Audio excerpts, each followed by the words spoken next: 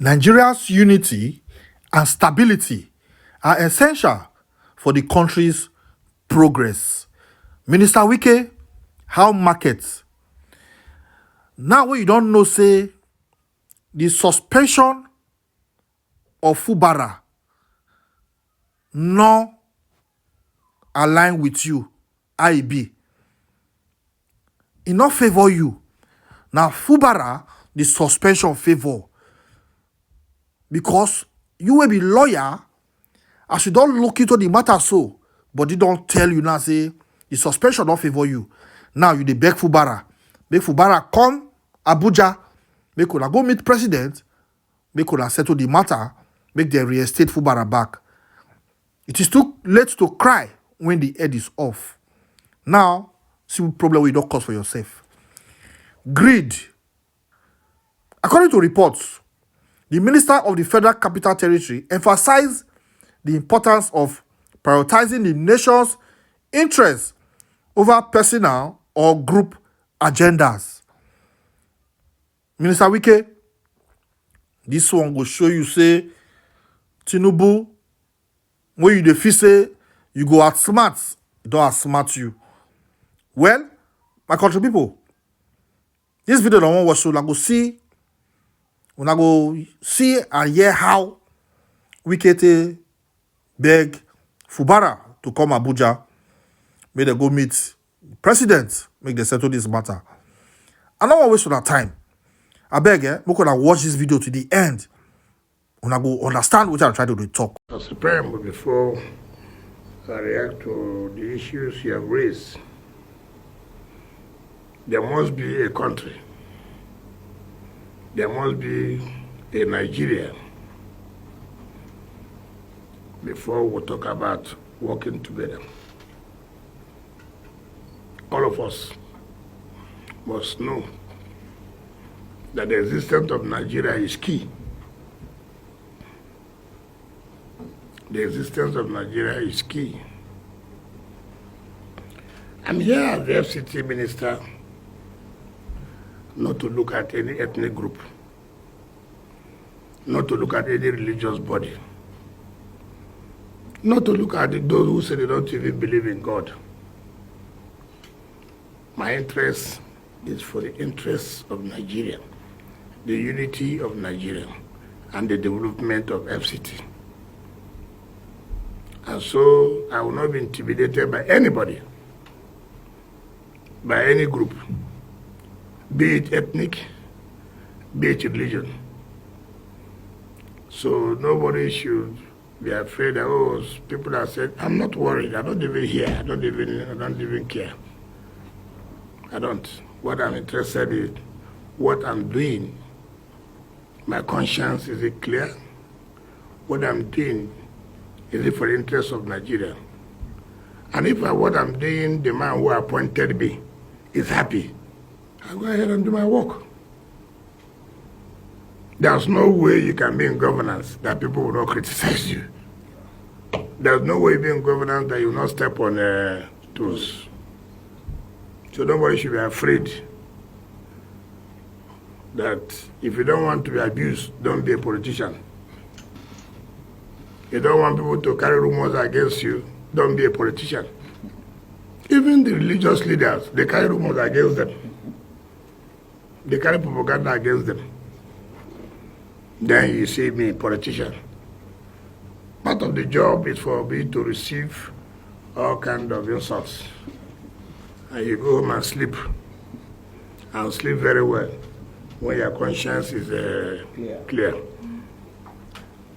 The National Mosque Management Committee, led by the chairman, Tinübu, was there with his team. And most of the issues you have raised are the issues he has also raised. The former president, Olusegun Obasanjo, did say that the National Mosque is a national asset. So he said about the community center. So it's a national asset. And that is why the government can award contract for the maintenance of those two assets. If not so, we have no business to go and use government funds to go and maintain religious centers. So what we are doing, because it has been accepted as national assets. Not only that, I hear there's a yearly grant of 50 million to the mosque, the national management of the convents and the Christian Association Center. In fact, I saw the one of the, which I minister to you now, to pay to them, because I've not seen their own. It was also the same day that they came, and that was the first time I heard about contracts awarded for the maintenance of these two structures. Before then, nobody had told me. And also the road that cuts their land at the southern part, they were waiting for the relocation, or they give it another allocation, since that plus 63, since the road had cut the land.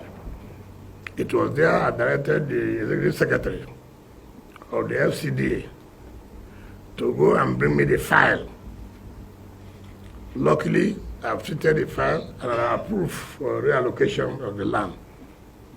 But after that meeting, I heard on social media that I directed the National Mosque to be brought down.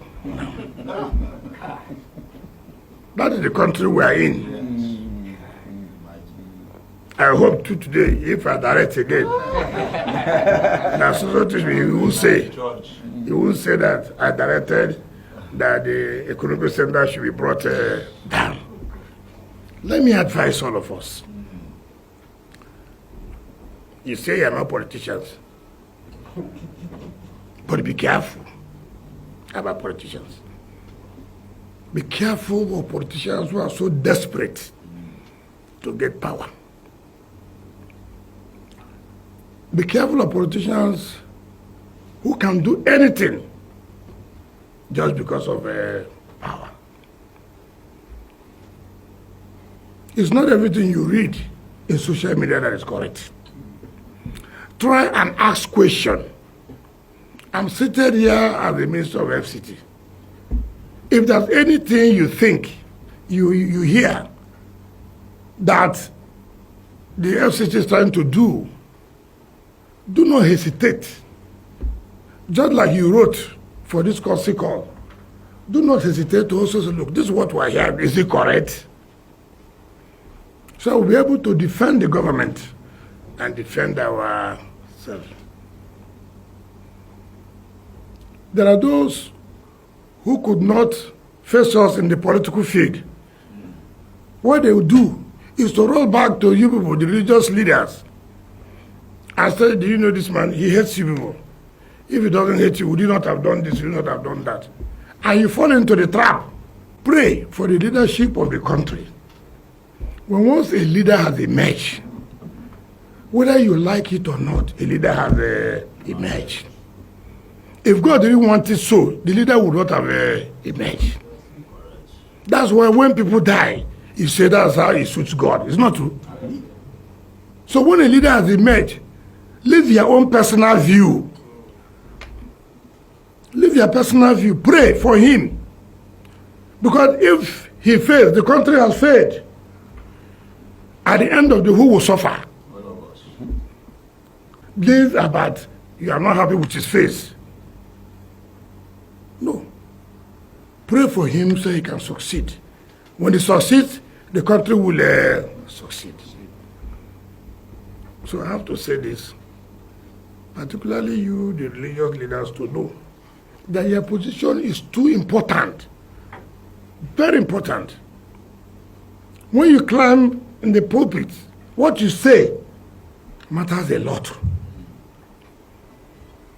But once you climb there, you are talking to about 300 people, 1,000 persons, 2,000 persons. You are highly respected. So we must be careful in the kind of preachings, in the kind of things we tell our people that even not true. Not even true. Sometimes when I go to church, I see what people are preaching, I shake my head. I say, come, where do we get this fact from? Where do we get this story from? And I'm seated there as a senior government, and I know this thing does not exist. And you are clambering the pulpit and you are saying it. It's not fair. Every religious leader must be sure that whatever you say, the congregation, they listen to you. And if they don't believe you, whom would they believe?